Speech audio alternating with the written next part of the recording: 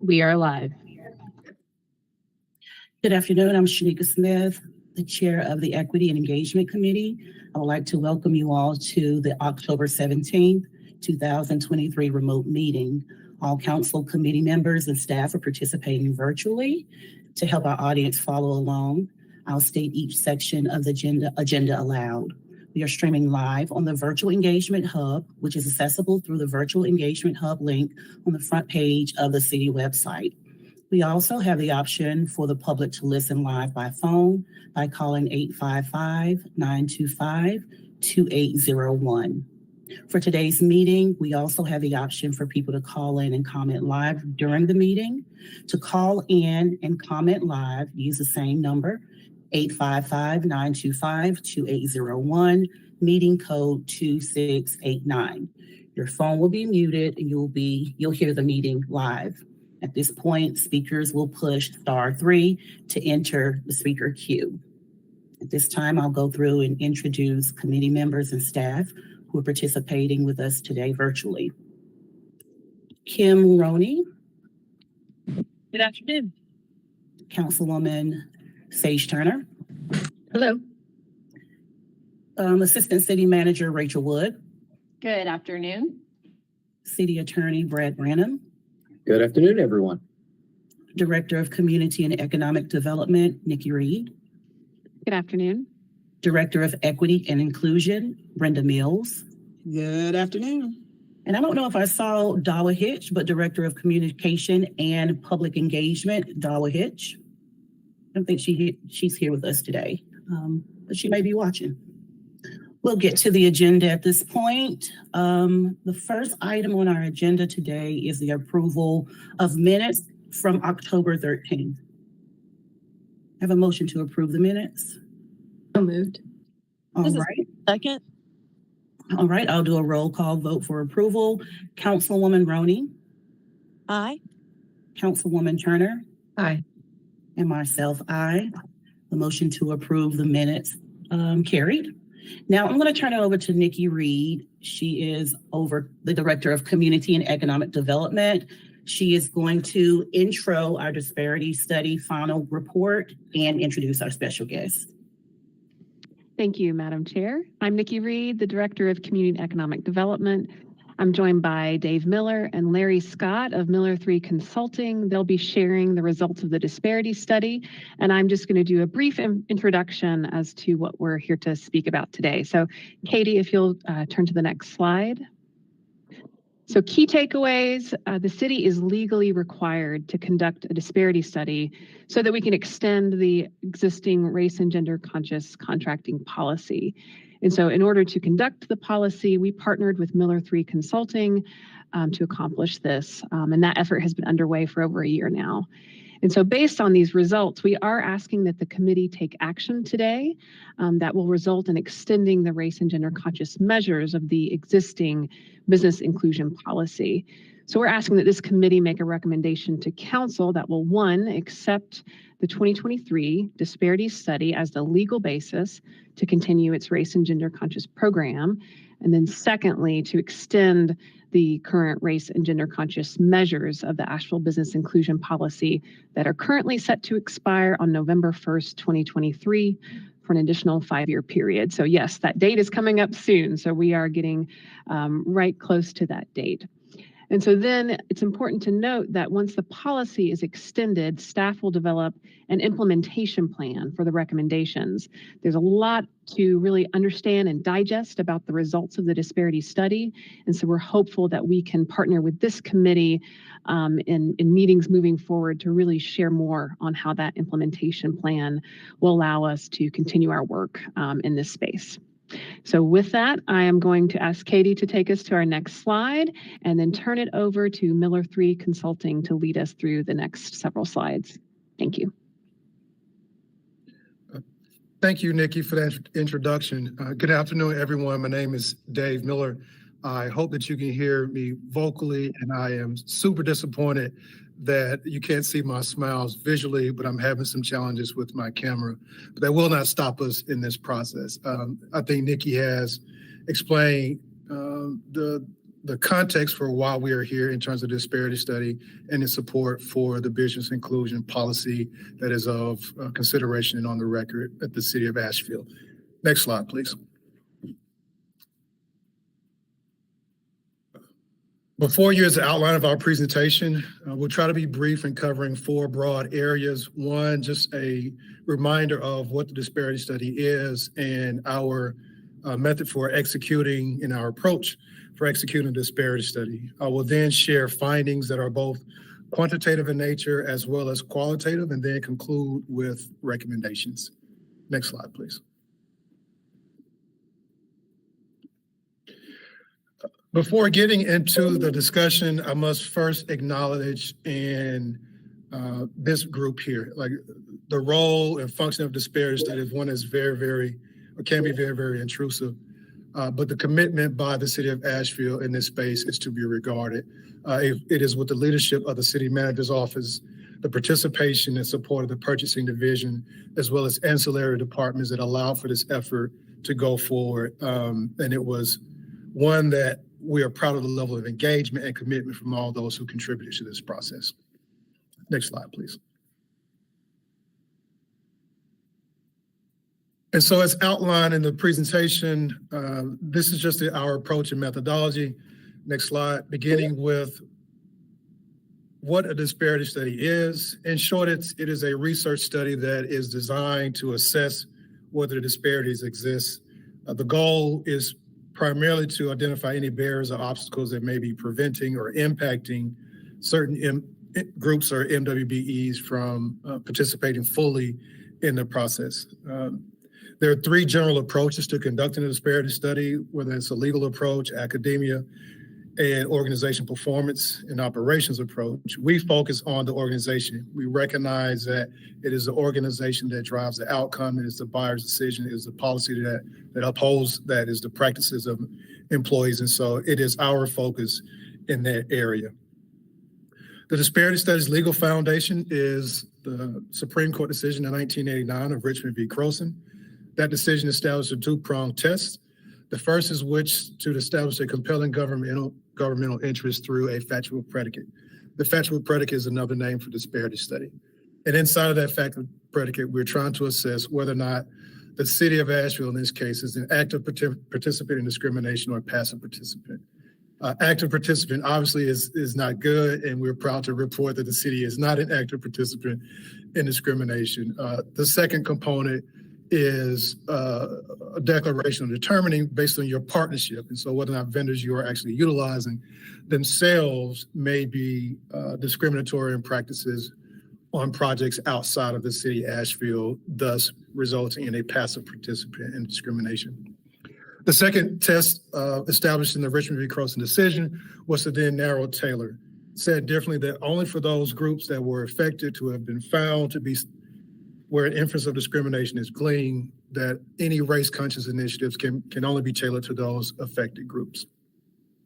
The primary takeaway that we always like to say is that the race-conscious initiatives are one tool in your tool belt. There are several policies, improvement opportunities that are at play here that we are encouraging the city to consider and implement, and that with adequate oversight, monitoring of performance, and testing, we'll get to a place at some point in time where the program itself was sunset. And so what we are preparing ourselves for and asking this body to support is a continuation of the ABI policy because there's a basis for it as found through the conduction of this factual predicate.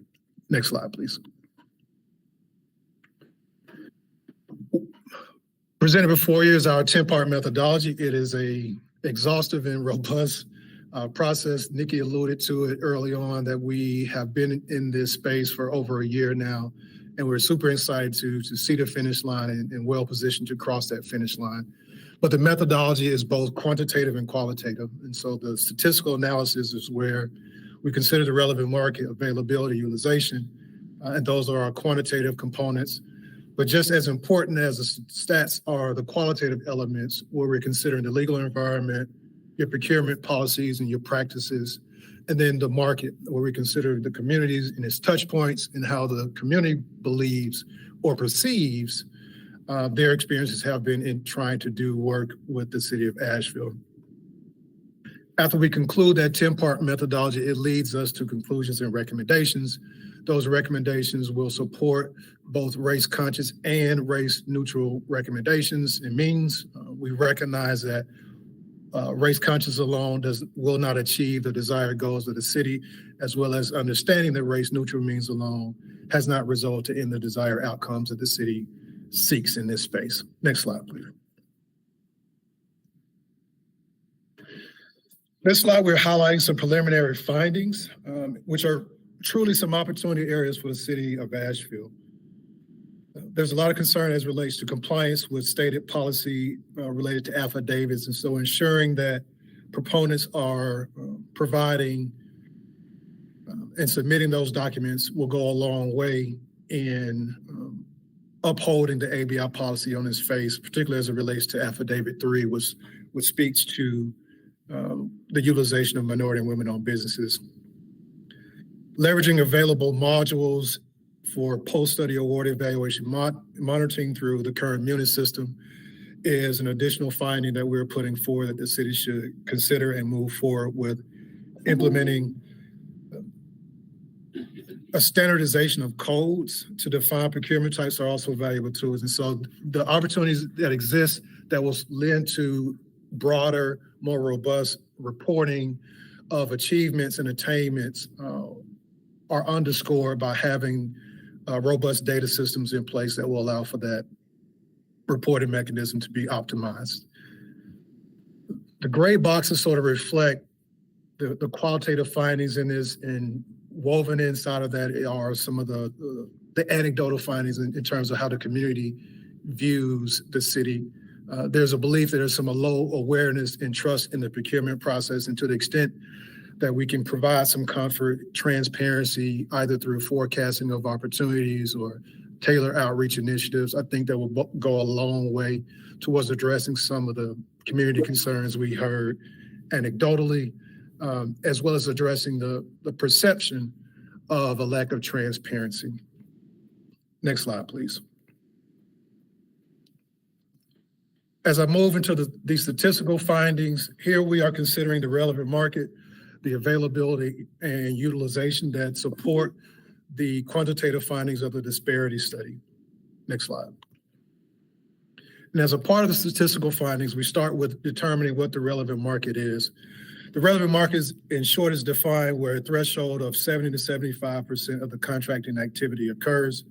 We would begin with considering the smallest area, in this case would be within the city limits, and broaden out until that threshold is reached. What we did find through this process is that the relevant market was not consistent with expectations for A&E and construction. Typically, we find those relevant markets being defined closer to the city center, and so we would expect to have seen that check mark at the MSA level for A&E and construction, as opposed to what we did find through the analysis, which defined the relevant market as the state level. The results of this finding suggest a need for broader and possibly broader local considerations and outreach, which is one of the recommendations that we made that you will see later on in this deck. Next slide, please. This slide is really just highlighting the disparity ratio concept and how it is calculated. There's a consideration for the proportion of utilized firms against their proportion of availability in the marketplace. If you look at the figure on the right-hand side of the slide, we're testing for parity.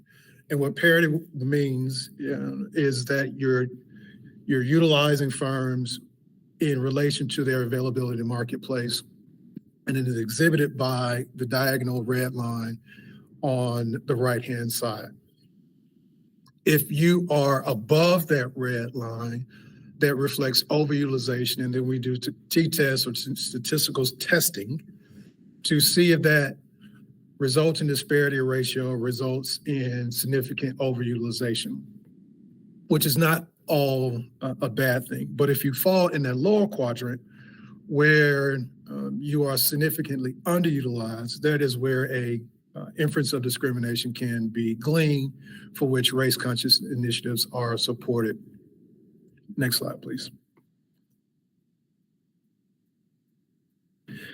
So what is represented here are the disparity findings based on the most robust data set by procurement type and ethnicity. The primary takeaway is that there's support for continuation of the ABI policy, and we're before this committee asking for that support and recommendation to City Council. The ethnic groups for the procurement types whose disparity ratios are shaded in blue reflect those groups where race-conscious initiatives are supported and meet the Richmond v. Croson narrow tailoring requirement.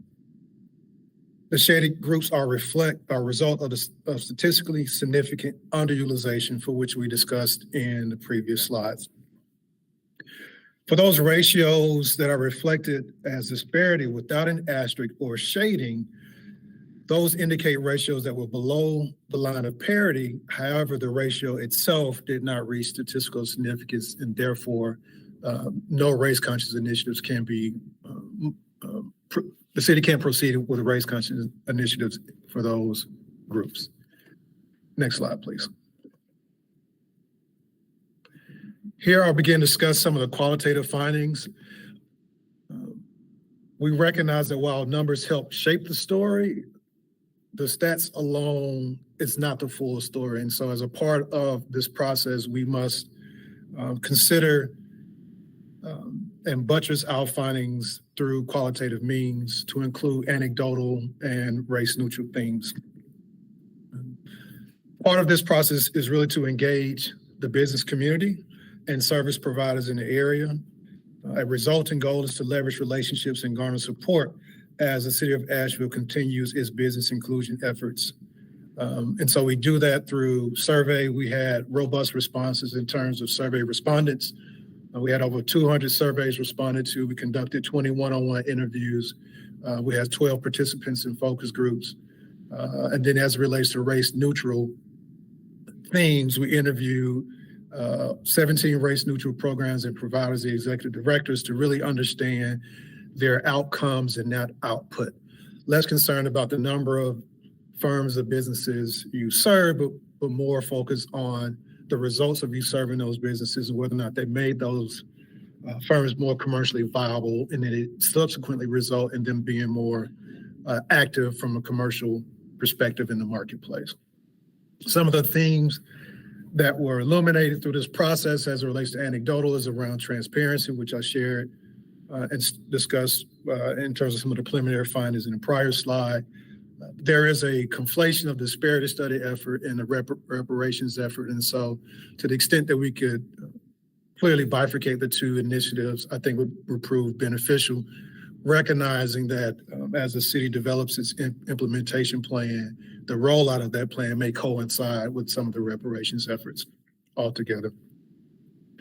As it relates to the race-neutral themes and findings, there's a concern around awareness of the ABI program's objectives. And so there are, we believe, some management, financial, and technical assistance providers who can support the city of Asheville and its messaging, support the city of Asheville in cultivating a broader small minority and women-owned business environment. And so we are encouraged by their stating to us that they will be an active partner. They just need to better understand the playbook from the city's perspective and how they can support.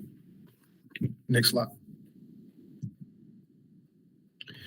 So from a perspective of recommendations, next slide, what we always like to start with is sort of a best practices comparison table.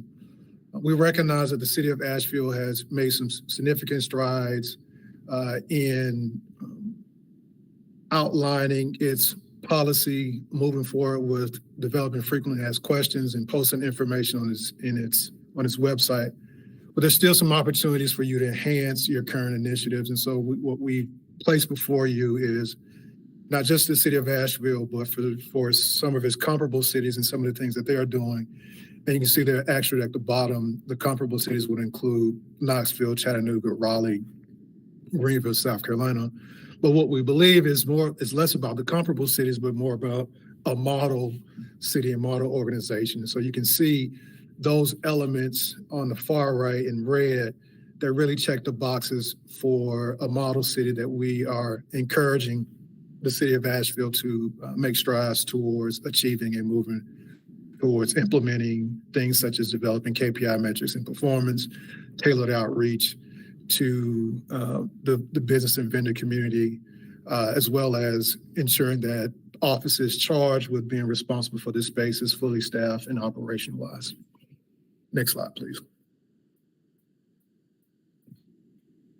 So as it relates to our recommendations, the balance of discussion will focus on the 4 primary areas for which we place our recommendations from a policy, practice, the organization itself, and then anecdotally.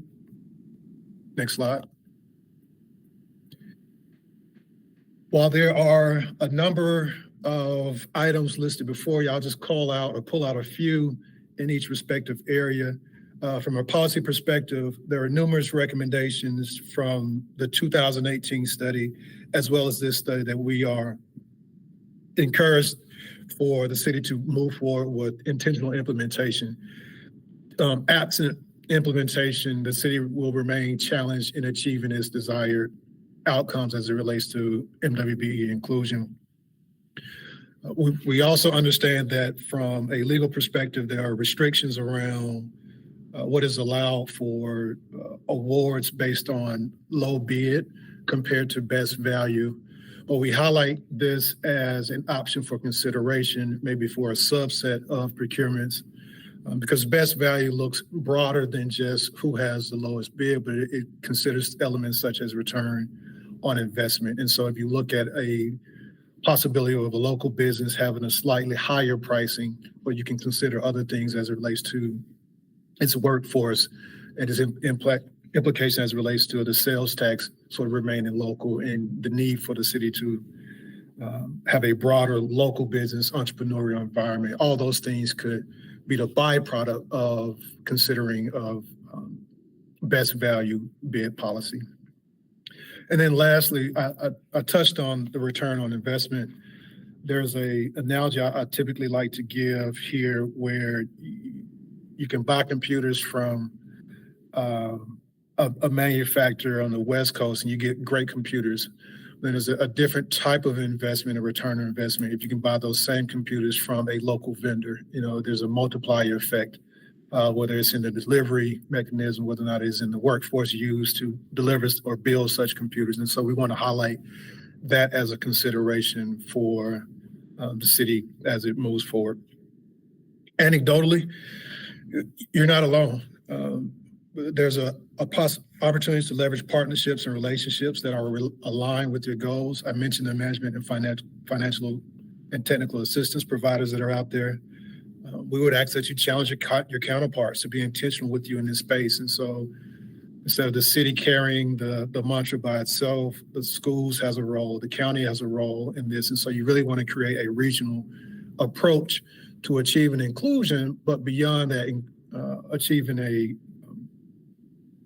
broader and more robust economic engine and understanding the role that municipalities play in that process. And then lastly, as it relates to anecdotal, just a bit more proactive work within the vendor community to ensure awareness of opportunities, whether that comes through the lens of the forecasting, allowing enough and long enough runway for businesses to react to those opportunities in a meaningful way that will better position them to be viable options for the city to provide goods and services is what we're recommending. Next slide. Through the practice lens, equipping ABI and purchasing staff to react and respond to the needs is a critical element. Promoting awareness of opportunities which should ensure competition. There are many awards made with 3 or fewer bidders. And so to the extent that if opportunities present themselves to rebid, to encourage competition, we believe that is a viable way to show the intentionality and not have the appearance of a closed shop, for which we have heard anecdotally through this process. As it relates to the organization, staff in the ABI office is critical.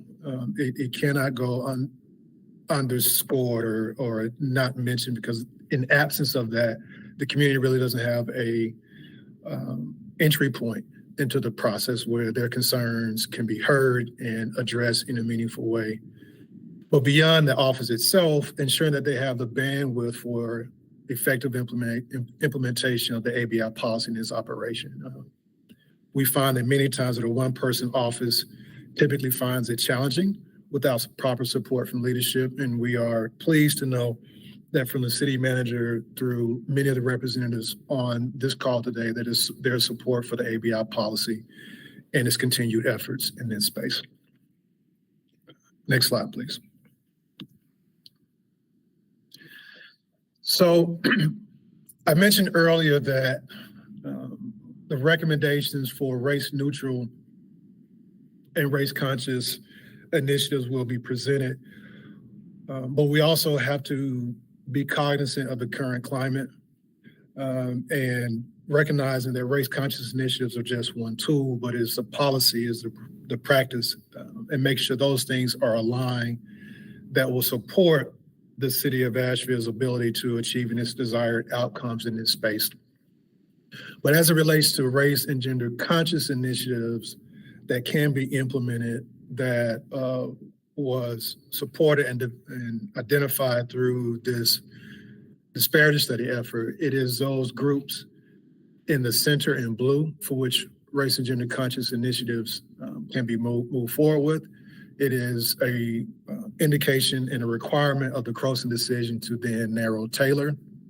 The balance of the groups that are on the far right are where some of your race and gender neutral initiatives should continue. And so when you think about your outreach, when you're thinking about possible consideration of your current certification program, adopting and embracing the state's hub certification program, all those are components that are both race and gender neutral and race and gender conscious.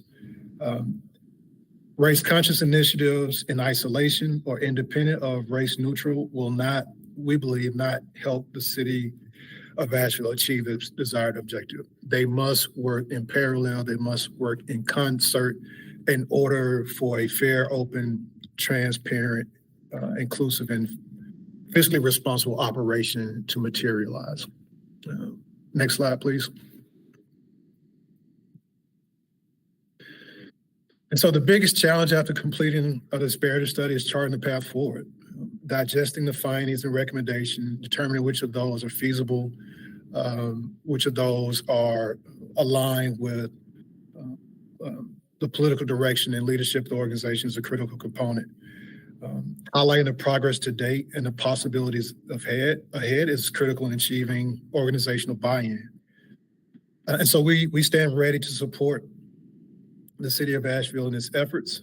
Some of the key areas we are well versed in is on the policy development and writing, ensuring that what we found to be data gaps are mitigated against as you move forward. And so I know there could be some considerations for bolt-on products or contract compliance or modules that help gain greater visibility in to the achievements to date, but also helps for reporting outcomes to leadership to ensure that it's consistent with desired goals. And so we are your partner in this space. We are with you along this journey because we want to see the city of Asheville achieve not only all of its objectives, but the community to see the intentionality and benefit from it as well. And so I think the next slide is just our thank you slide. And Nikki, I'll turn it back over to you at this point in the presentation. Great. Thank you so much, Dave. And I appreciate the work. As everyone can see, there's a body of work that has been completed, which will help to serve our next step. So next slide, Katie. So I did want to just touch on some current initiatives because what you're hearing as the recommendations are very much going to be centered in the work of the Community and Economic Development Department, but also cross-departmentally with the Finance Department, with Legal Department, with our Capital Projects departments and other departments that are in the position to procure services and goods and the like. And so I did want to highlight a couple things that serve to work in this objective. One is, of course, the ARPA expansion of funding for the Mountain Community Capital Fund. So this was taken on during the ARPA process, but that expansion of funding has meant that we've been able to expand those resources available, so that capital flow. And we're having conversations as the operating committee of the Mountain Community Capital Fund with how we continue to leverage those resources to then connect the dots with how we encourage vendors who could do work with local government and how they could take advantage of that program. So that's an ongoing conversation that is happening now with that operating committee. In the past year, we've partnered with Carl Harris Construction Services, who has been helping us with doing outreach to minority women and business owners to really see how they can connect with city contracts to be certified or to better understand how they can fit into different opportunities that are available. We're also re-engaging with our quarterly MWBE vendor convenings. And so we had our first session. You're seeing a picture of that at Maple Crest there on the right. And that was completed on August 16th. And then our second session, which will focus on those capital opportunities, is scheduled for November 8th. I do want to share, hot off the press, that we have hired a business inclusion manager. So Aaron Harris, his first day of work will be October 30th. We're very excited to have him as the business inclusion manager. He has his master's of public administration.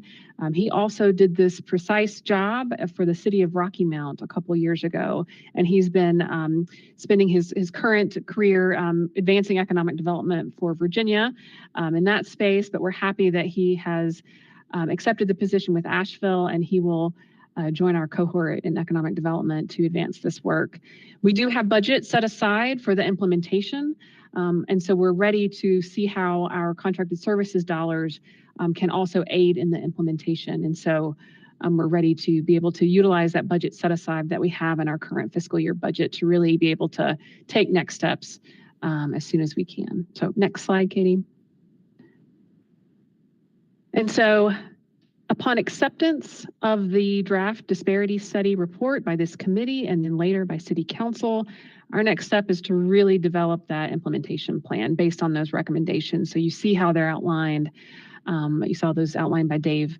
And so we're going to take a look at those and really look at how we can prioritize those implementation steps. The business inclusion manager will be the staff person that will be charged with that work, but we'll have robust support from the Economic Development Division. As you all know, we have retooled the CED team to really align with Council's strategic objectives and visions and priorities of Council. Economic development was really the last focus area that has come to fruition. And so that cohort will enable our business inclusion manager to partner with our CALA workforce leader to really look at how they leverage networks, how they work with youth, all the different opportunities that can happen from those meaningful collisions, right, of how we can work together to support each other in this work. So the CALA coordinator, our real estate manager, economic development specialist, then reporting to our division manager, Rachel Taylor, on how that team coalesces around economic development initiatives that come from this work and from the work of the team. And this, of course, like I said before, will be a cross-departmental effort. So we'll certainly lean on leadership, my connections with other department directors across the organization, as well as the support from the city manager's office to really see these recommendations come together.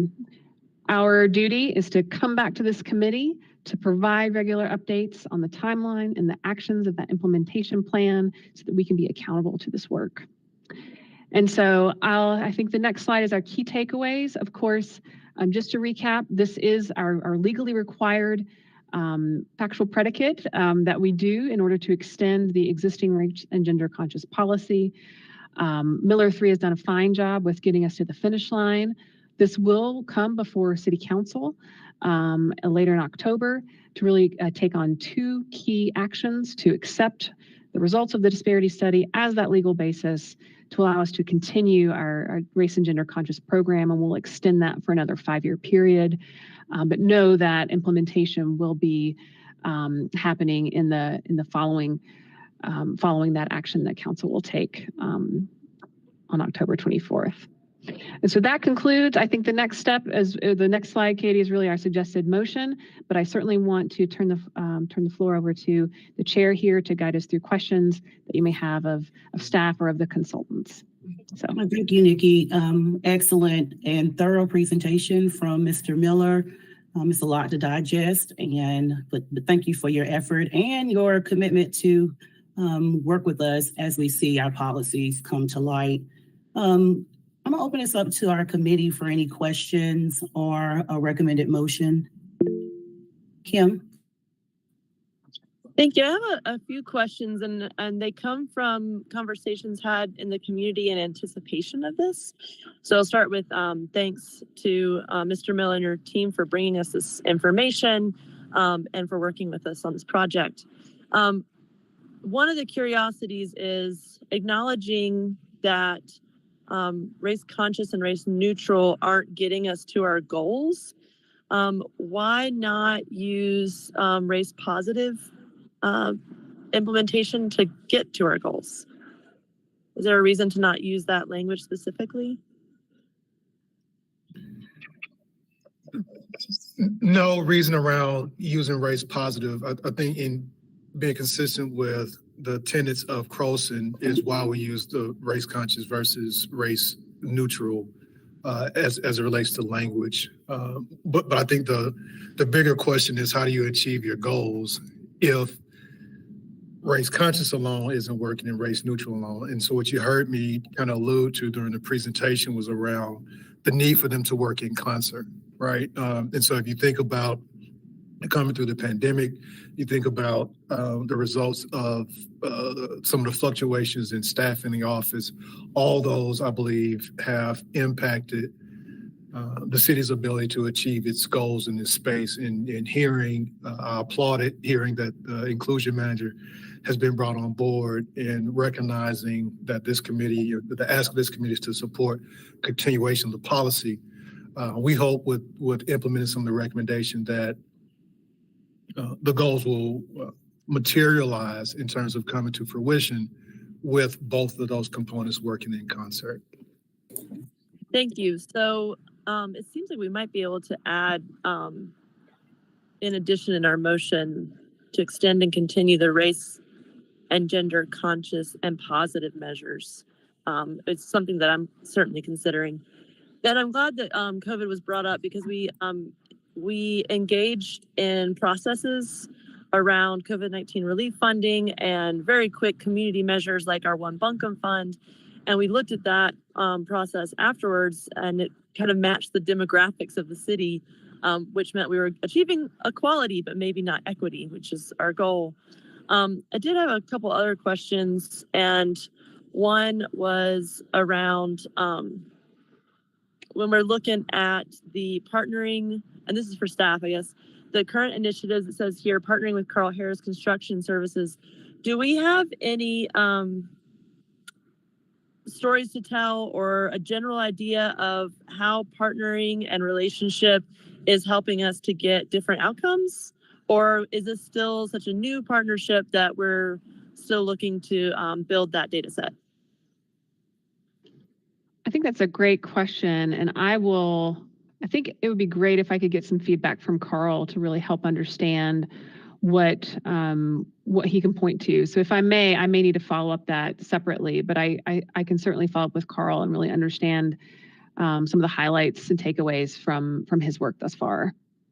That'd be great, because I'm just thinking of, like, there was a recent article in the newspaper with business owners explaining the difficulties of working with the city and our contracting processes, and not just diversity and inclusion, but belonging. Like, our neighbors want to belong in this work with us. And so curious about that. And then the last thing that I have that's standing out right now is I see a lot about how there's a need to go ahead and move forward because we don't want the contract and the work to expire.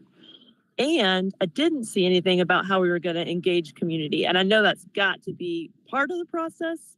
So somewhere between adoption of a plan, which I would love to have engagement before, but somewhere between the adoption and the implementation, what does it look like for us to engage, whether it's like with current contract partners or previous contractors to make sure we're heading in the right direction? So I would like to add comments in that regard, and I'll certainly, after my comments, defer to my CEO for additional comments. But your question, Ms. Ron, is practically what that engagement looks like. And so we found very strongly that there is a perception of a disconnect in terms of the ramp to get access to the opportunities. We found that the prolonged vacancy in terms of your ABI office manager serving as the tip of the spear was a contributory factor. We believe that practically how that would look would be to the extent that the city of Asheville has these, I'm going to use the term industry days that are precursors to your opportunities actually being advertised. It would give your community a longer ramp in order for them to gear up, crew up, and get themselves ready to meet the requirements that are laid out in the solicitations. I also believe that it is absolutely critical that your ABI office personnel establish a cadence where there are regular meetings with your advocacy agencies. And to the extent that you might consider providing information to them, again, to give them a longer ramp to get ready, then those engagements prior to them just now finding out that, oh, it's posted, will give them the appropriate space to get ready and get engaged. I mean, I typically have something to add, but I think that response was fairly comprehensive, and so I'll let it stand. I appreciate that. So what I'm hearing is ongoing relationship building leads to the capacity building we need to get change. That's absolutely correct. I believe that we need to move forward, and this is just a global comment. We need to move forward from the COVID environment posture, and there's no substitute for these in-person connectivity opportunities, and we just can't use the COVID posture as the norm when it comes to engaging the community.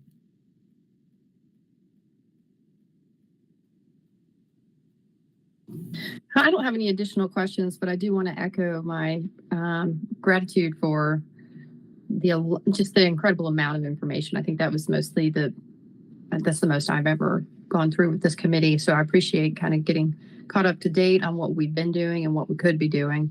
So appreciate the time. All right, are there any more questions or comments? I love Larry's response to Kim's question, because I'm particularly excited about forecasting opportunities and really tailoring our outreach so that folks know like what skills they need in order to take advantage of opportunities well in advance. So we have better preparedness and readiness once the bidding process comes out. But I want to go back a little bit to Kim's question because I want to make sure that we all understand your question, Kim. It sounds like you were alluding to some level of engagement about the recommendations that are on the table right now ahead of us making our final approval. Is that what you were saying? Because I heard it different when you were speaking. Yeah, I'm just kind of thinking about if we want to land at a location on time, we would need to agree on the directions. Yeah. And learn from people who've taken the path before. And I didn't see engagement and circling back in our current key takeaways or next steps, but I just wanted to make sure that that's part of it. Yeah. So the only thing that comes off the top of my head is that we do have this, I'm going to use the term from CDBG, like we have this timeliness thing that we have to work against because the current policy sunsets, I believe, in November. So I don't know if that's a time crunch and would not allow us proper engagement. Can somebody help us out? Madam Chair, I can probably do that. And I see that Nikki also has her hand up, but well, let me see if I can answer that question. The current policy that the city has is one of race and gender conscious contracting. That allows us to take some additional steps that we would not otherwise have available to us to try to deal with the discrepancies and the disparities that we're seeing in public contracting. That allowance is only available to us legally because we have previously performed a disparity study. The federal law around this has said that these disparity studies are ripe for 5 years. And after 5 years, you are required to either stop the program and go back to a race and gender neutral program where we don't have the ability to specifically address these disparities, or you do a new disparity study, which will, if it determines that disparities exist, allow you to continue that programming. So we are at the expiration of our previous disparity study, which means we would no longer have the legal foundation to continue our race and gender conscious contracting program had we not done this and then council not take the action that is requested by staff, which is to accept the policy, or accept the disparity study and direct staff to continue the policy. To Kim's point, the engagement is really the next and quite frankly, the most important step, because you are, as council, turning on our ability as staff to do this policy. It's been on now for 5 years, but you have to keep that on so that staff can go out and begin building that capacity, utilizing these additional tools, and addressing the disparities through these additional options that this gives us. Hopefully that answered the question somewhat. It did. And also, I don't want us to take the same path that we weren't getting to the same, the desired location as before, which is why I suggested that we add race positive to our list with race conscious. So we might have more flexibility to pursue different directions. Is there a reason why we couldn't do that? Now, I'm not against that, but I'm not sure that I know by definition what race positive, race and gender positive programs look like. I don't know the comparison in approaches. And Dave gave an explanation, but I'm still not clear. I'm just sorry. Madam Chair, I must admit I'm not familiar with that term either. The law around this around the country only provides for 2 options, either race and gender neutral or race and gender conscious. From what I gather, a race and gender conscious would be the same as I think what Councilmember Roney is alluding to with race and gender positive. The law only recognizes those 2 options. So you are either doing one or the other in terms of your program. And if I may, I do just want to circle back to that engagement piece, because I would be remiss if I didn't give Miller 3 the opportunity to share. There was a lot of engagement that led up to this point. In fact, I think our most recent engagement was September 19th. So my view is I'm hopeful that this disparity study actually reflects some of what was heard, and then being able to act upon it would be the next step. Of course, our next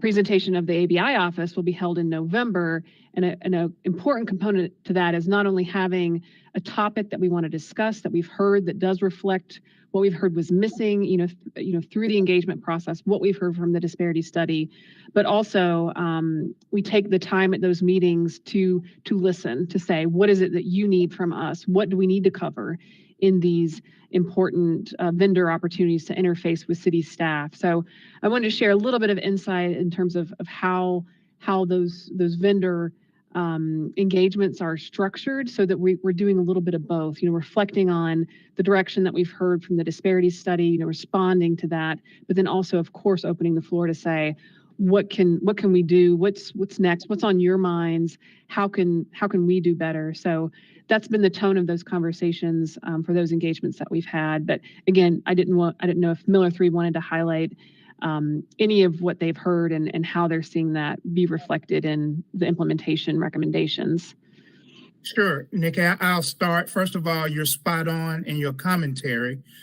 Those community touch points provided an opportunity to your community to give their perceptions relative to either actually doing business with the city of Asheville attempting to do business with the city of Asheville or making the conscious decision that they are not interested in doing business with the city of Asheville, and giving us a line of sight into what some of those reasons may be. My CEO has been careful in saying that you have to go beyond the data and marry that with the qualitative anecdotal feedback to get that true picture. Miller 3 prides itself in that we certainly understand that one individual story is not the story. So in conducting these focus groups and one-on-one interviews and surveys, you would inevitably, and we did inevitably, get individual accounts and individual stories. But to the extent that those engagements resulted in repetitive stories in the same vein, we developed those into themes. And I think in the context of this discussion today, we have highlighted that a theme certainly exists around the conflation of the reparations effort and this effort, and the level of distrust perceptionally that exists in the community. And that is reflected in some of the recommendations. We also found it striking from a procedural standpoint, and this underscores the need for your community to have that tip of the spear person to answer their questions vis-a-vis your ABI office manager. Things such as when we had discussions around being aware of the process that you can follow if you're unsuccessful. The concept of a debriefing is not universally known within your community. So those are some of the things that kind of were teased out through the community touch points and made their way into the fabric of the recommendations. I hope that kind of illuminates that aspect. The only thing I would add in that space is that not only there were themes through anecdotal, but you also have support resources that are available to you in your management, financial, and technical assistance. And so to the extent that you could arm them with enough information to carry out some of the initiatives on behalf of the city, I think would prove beneficial, particularly those who have their own individual constituents where they can speak to and talk to. And so there's a possibility for a multiplier effect of sharing independent of the city through these management, financial, and technical assistance providers who have as a part of their obligations to either provide financial assistance or guidance to small, minority, and women-owned businesses. And so that in and of itself, in terms of initiatives in communication through the community, can be done through your partners as well, through a race neutral way that is less consistent, less considering of being race conscious, for which, given the current climate, may not be as attractive in some areas.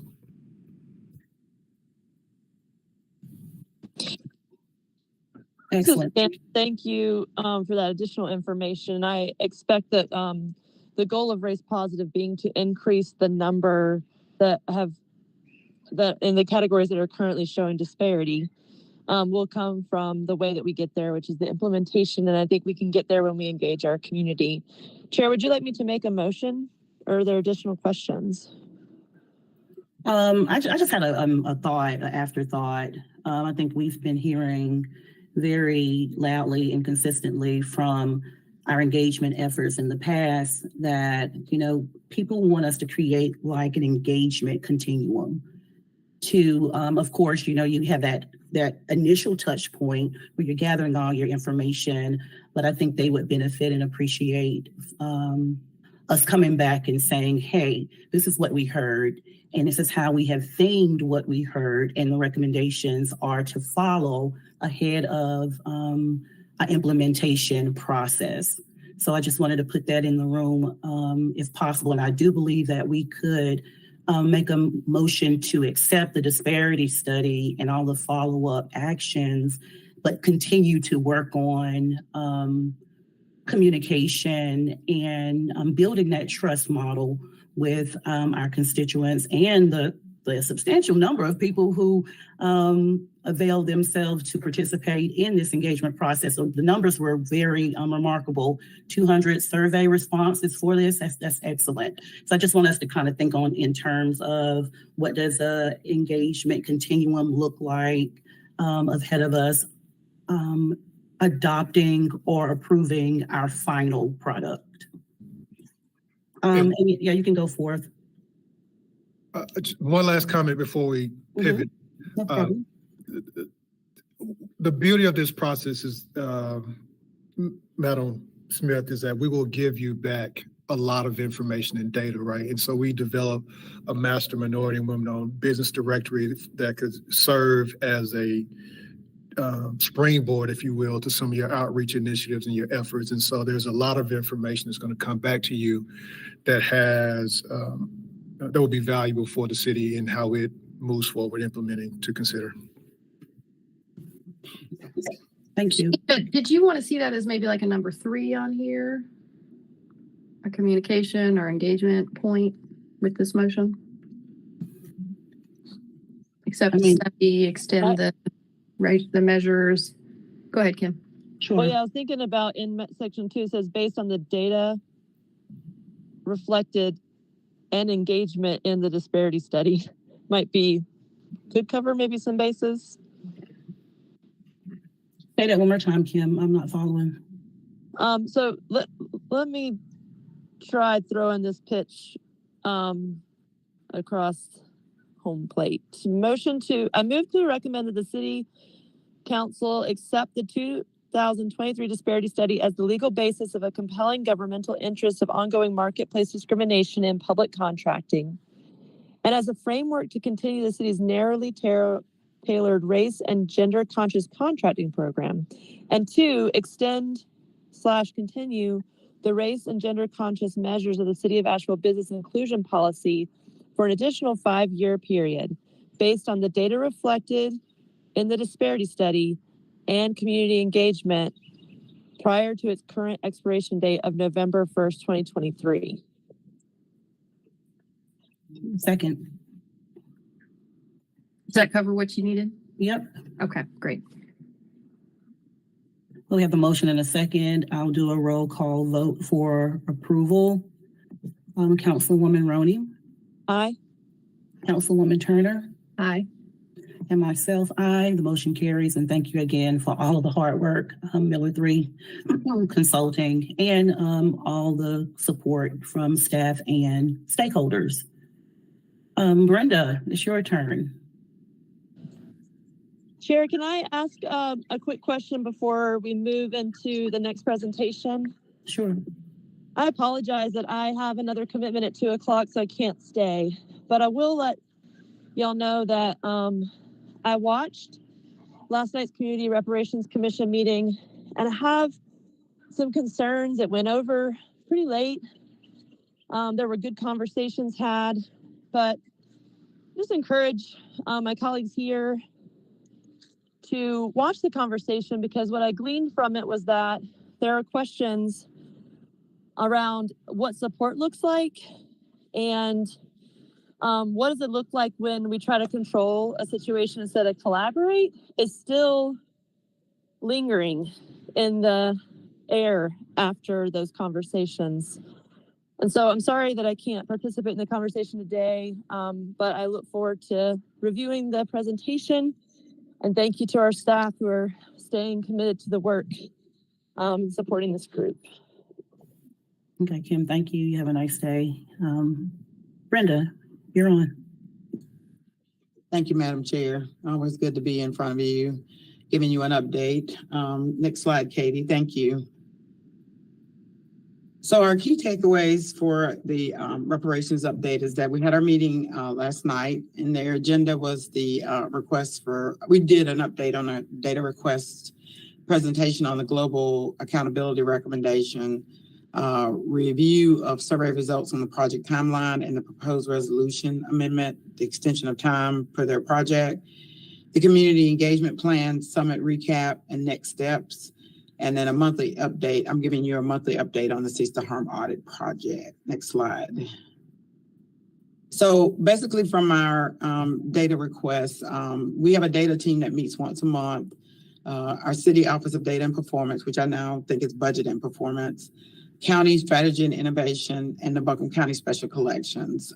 They provided an update to the commission members around the data requests and where they are generally. I think we're just around 80% complete, with about approximately 10% of that that cannot be fulfilled, and maybe a little bit more than that.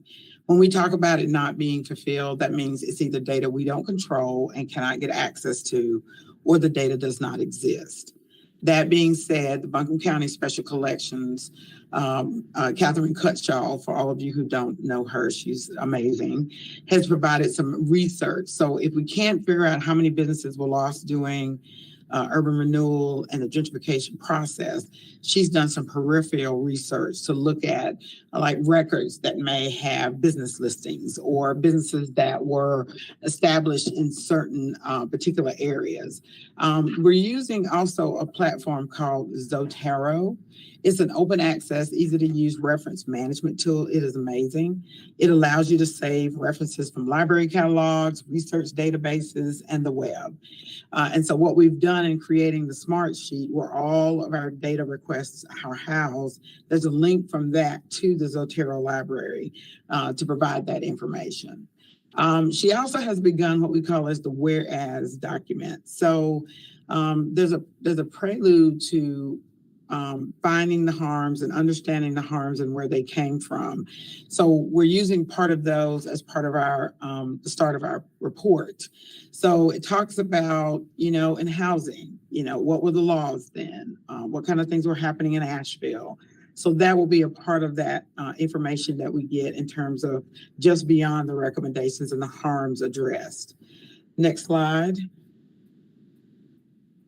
So we had a presentation on the global accountability recommendation from the education impact focus area team. And so generally speaking, what they're looking at is continuous accountability and monitoring of the progress on the recommendations that they bring forth to the city and county. The overall would be the creation of a central accountability task force. They ensure that progress is being done for each of the IFA's approved recommendations. Under that would be several committees. A central accountability task force would include an oversight committee. This would be all recommendations from all IFAs. They would monitor the implementation of the original intent of those recommendations. Next slide. And then also under that would be the Community Accountability Board. Now, these will be representatives that cover each of the impact focus areas, and they would hold government accountable and responsible for the success of implementation and forward progress of all those recommendations. Now, each of the IFAs would have to provide some development of a specific accountability structure or matrix based on their approved recommendations, and then each IFA recommendation has to have an assessment mechanism that can be monitored. And then the level of city county involvement would be involved in like the legal perspective, and any expenditures should have a community involvement. Next slide. Hold on, Brenda. I'm Yes, confused ma'am. a little bit. If you can go back to the slide. So the Community Accountability Board is an arm of the Accountability Task Force. Yes, there are two committees under the Central Accountability Task Force. Community Accountability Board, and then the go back one more, Katie, thank you. And then the Oversight Committee. Oh, the Oversight Sorry, I Committee. didn't highlight that. Overarching. Yes. No, Central Accountability Task Force, the overarching. Okay. Under that is the Oversight Committee. Next slide, Katie. I haven't learned these terms all yet.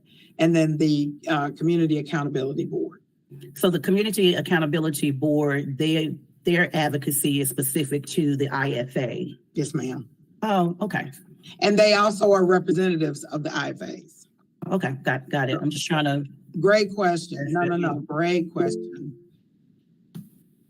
Rachel. Thank you, Chair Smith. Just wanted to bring up, and Brenda, you may have covered this and I missed it, so I apologize if it's already come up, but this was brought up for discussion, but there was not a formal vote with regard to the global accountability recommendation. There was some robust dialogue between commission members. There are key themes amongst the 5 IFAs in terms of wanting to make sure that there's some structure around ensuring the city, county, and other entities maintaining some accountability, but unless I'm mistaken, Brenda, there was not an actual vote. So these are just right now ideas that the commission is ultimately going to vote on at a subsequent meeting. Yeah, thank you. I'm tracking, because in my mind, I'm kind of looking, forecasting just a little bit.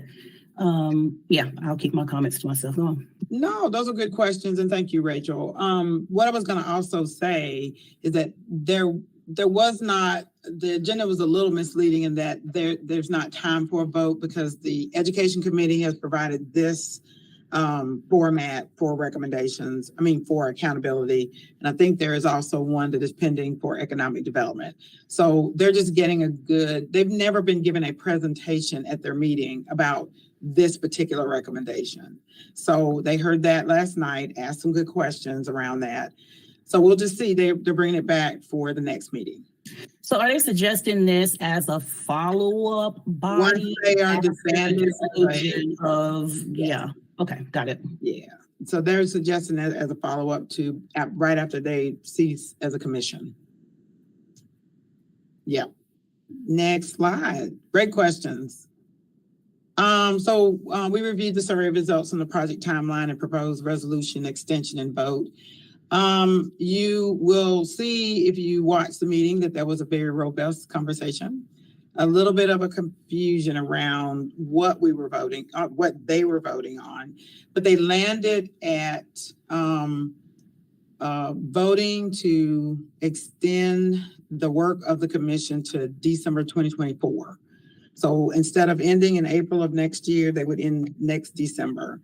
Now, what staff has also provided to them is that we need justification for that extension.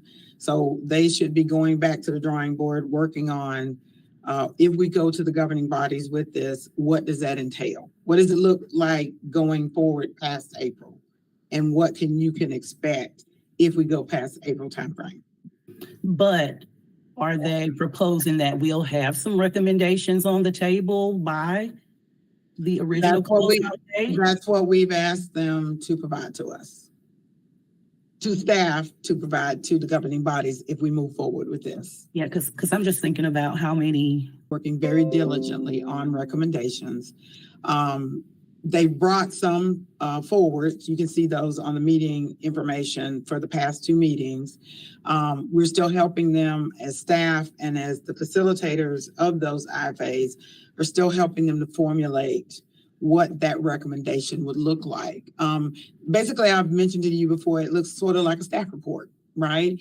You come with the name of the recommendation, what harm it's intended to address, what's any background around that recommendation, and then exactly what is the recommendation. If you have any ideas around budget, other areas or either states or within the state that's doing the same programs, what might be some costs, and then staff will take a look at those before we provide those to council. The goal is to get them to bring those recommendations each month between now and the 1st of January. We're a little behind in doing that. And then they would look at what is short-term, what is medium-term, and what is long-term, so that they see the body of the recommendations and can kind of have time to look at that, if that helps any. Yep, I got it. Yes. So we did not have a chance to give an update on the summit, but I am very excited to say that number one, we did receive an engagement plan from the vice chair of the Community Reparations Committee for a third-party group to do additional community engagement. There is a cost to that. They just reviewed it. There was no vote. There was no real conversation or anything. They probably will bring it back for next meeting to discuss. And then I'm very excited to say that October 17th was an amazing experience. It was an amazing success. We had over 350, maybe 400 people there. well attended by the African American community. The presentation by George Fothery, fintech founder, social impact entrepreneur, and history making attorney, was just a very good kickoff to what we did. He has reached out to us to do some further work with us in the future. We're still exploring that. But George Fothery was able to get the photos back from the Johnson & Johnson, the Johnson Publishing Company. It went bankrupt in 2019. I didn't know about that, and their assets were sold off, and he was able to work with another organization, a for-profit company, to get those bought back and put into archives. There's millions of photos that have never been seen by anyone. He basically said, you know how you go and you do a photo shoot, you take 30 photos, but you only use 1 or 2. So there's a lot of history, Black history, that was saved. And then with Bruce's Beach in California, he told the story of how their property, those parcels of land he was able to get back, was taken from the African American community, and that specifically that family, and how they were able to get it back. Now, some of that included working with the legislature, but they were able to successfully get that back. And they had the will of the city to work on that. So it was really exciting to hear how it's going to take multiple ways in which we are able to address harms in our community. And some of it is legal, and some of it we just have to be as imaginative as we can, right? So he was able to get that back. And then the impact focus areas, there was 2 panels. They talked about their recommendations to date, gave some very qualitative stories around some of their experiences growing up in Asheville, and that was very well received with good question and feedback. And then the summit included 60 plus nonprofit organizations that were all around the concourse. So it was a very electrifying and amazing day. And so we were really pleased with all the work that we put into it. We partnered with UNCA's Africana Studies, the county, the city, and the UNCA's Africana Stories. We had 2 video nights. The second was Black in Asheville, Todd Gregg, the videographer. Great Q&A after that. And then we showed the big payback, which you can now see on PBS Passport if you're interested in looking at it, on the evolution of Evanston, Illinois reparations project. And that had great Q&A. Myself and Dr. Ruffin from UNC Africana Studies fielded those questions. Next slide. So we are moving forward with our Cease to Harm audit. As we mentioned before, we kicked off in August. A data and records requests were completed by September 25th. We are now getting ready in the next couple of weeks to enter into what we call cohort meetings. Those 7 areas, 5 of the impact focus areas, and then in inclusion of that, internal workforce or human resources, equity, and legal. A preliminary report is still planned for January. To the city and county staff and to the Community Reparations Commission. They're digging through our data that we provided. We're still trying to make sure that they understand our operations. So in both the city and county side, but in the next, I think 2 weeks, we will begin our cohort meeting. So they will meet with criminal justice. That will be in person. They will be in town to meet with the Sheriff's Department and with our APD department.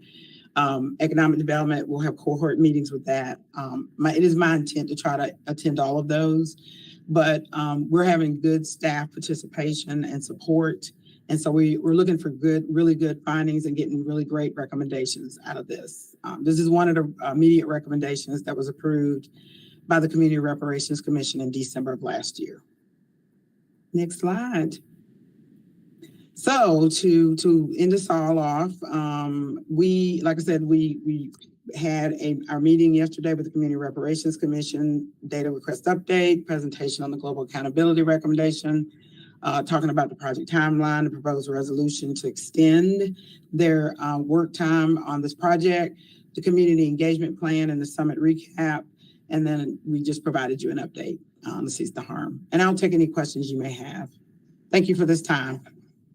I just had an idea. It would be really excellent if we had the Economic Development IFA come in person the day that Miller 3 consultants do their presentation on a disparity study. It'd be great if we could have them in the room That would be great. Presentation is- Yeah, I'm just kind of thinking about prior conversation about their recommendation that there is some overlap there. And There's absolutely some overlap. yeah, it would be great to have that IFA, if not then a lot of representation from that commission in the room that day, so we can get some immediate feedback on the findings and recommendation. Our staff subject matter experts, of which Rachel Taylor is now the manager of economic development, is part of that group, along with Tim Love. So we will make that suggestion and see if we can get as many people as there would be possible. That'd be Great good. suggestion. Well, thank you for your time today. If I can't, I'm sorry. Did you have a? I just wanted to clarify what I heard about calendar. So Brenda, you leave us in January? January, that's In right. January. The commission is set to wrap April. They want until December. And the next step is that staff is going to get some more input from them on what they can do between April and December if extended.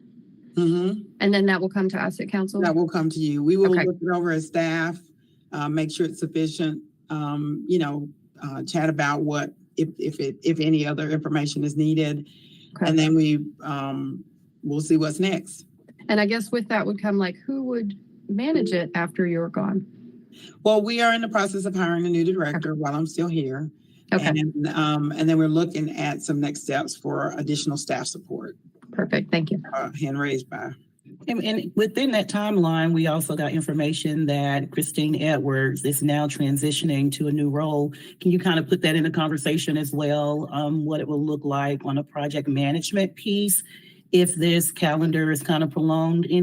I'm just very, very interested about, I'm not very clear about how we're going to transition her role. Rachel, Brenda, did you your want hand me to raised start? first. Okay. And Brenda covered what I wanted to start with. So we are actively recruiting for our next director of equity and inclusion. Brenda has also done a phenomenal job of working to fill her 2 vacancies on her team. And so we plan on getting the full equity and inclusion department further engaged in reparations moving forward to make sure that there's more staff support on the city side. Brenda mentioned the great partnership that we've had with Buncombe County on the recent summit. They have been amazing partners. And so we are actually meeting with Buncombe County leadership next week to talk about what roles and responsibilities could look like. And then we're hopeful to meet with the chair and vice chair of the Reparations Commission prior to our next meeting, which is November 6th. So we're working under a pretty tight timeline right now to get their feedback on preferred roles and responsibilities. Chair Smith, you mentioned Christine Edwards. I did send an email to council yesterday evening leading into the Reparations Commission meeting. Christine Edwards has requested to have her role revised, and she is now serving in a more administrative capacity effective in November.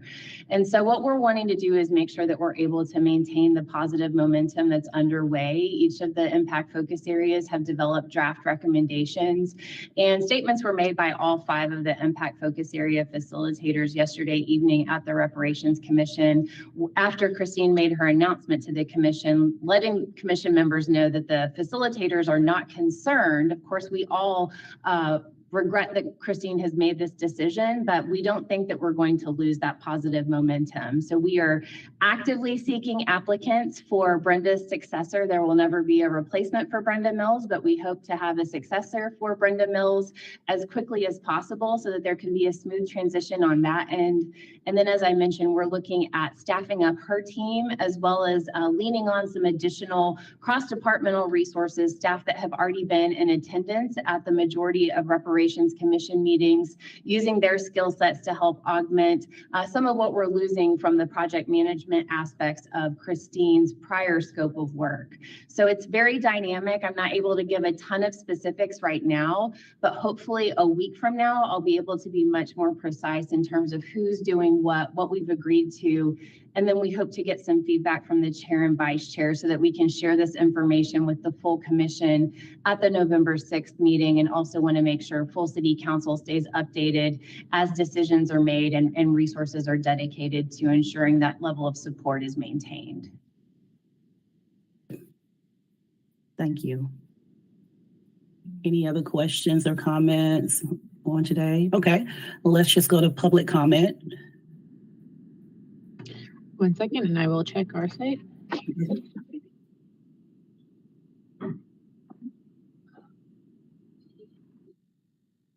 We do not have anybody in the speaker queue. All right, that's our meeting for today. Good to see you all and have a nice day. Thank you, everyone.